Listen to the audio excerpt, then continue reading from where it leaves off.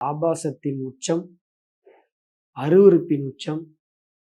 எப்பயுமே ஒரு ஆபாசமாக ஒரு பேச்சு பேசப்படும் பொழுது, அந்த என்ன பேசினார்கள் அப்படின்னு நம்மளால சொல்ல முடியும். இந்த மாரி ஆபாசமா பேசிட்டாங்க. இவரு பேசினத திருப்பி எடுத்தால கூட முடியல. எடுத்து சொல்ல கூட முடியல. ரீசைட் கூட பண்ண முடியல.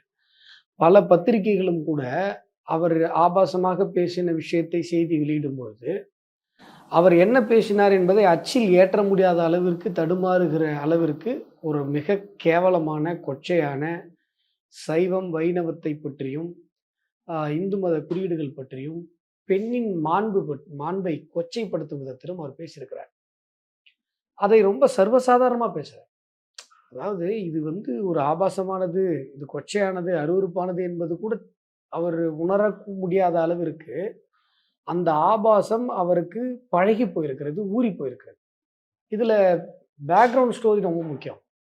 இந்த கேவலமான, கீழ்த்தரமான, மட்டமான கருத்தை அவர் எங்கிருந்து கையாளுகிறார் அப்படின்னு சொன்னா, அவரு புரொஃபஸரா, பேராசிரியராக பணிபுரிந்து கொண்டிருக்கும் பொழுது, திராவிட பேராசிரியர்களுக்கான ஒரு அமைப்புல அவர் வந்து பொறுப்பு வகிக்கும்போது, திராவிட கூட்டங்கள்ல ஆபாச பட்டிமன்றங்களை நாங்கள் நடத்துவோம். அந்த ஆபாச பட்டிமன்றங்களில் நாங்கள் இதையெல்லாம் பேசியிருக்கிறோம் என்று அவர் அதை கையாளுகிறார்.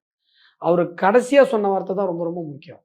இது போன்ற விஷயங்களை எல்லாம் பேசி நாங்கள் திராவிட கருத்துக்களை பரப்புவதற்காக நாங்கள் இந்த நடவடிக்கைகளை மேற்கொண்டோம்.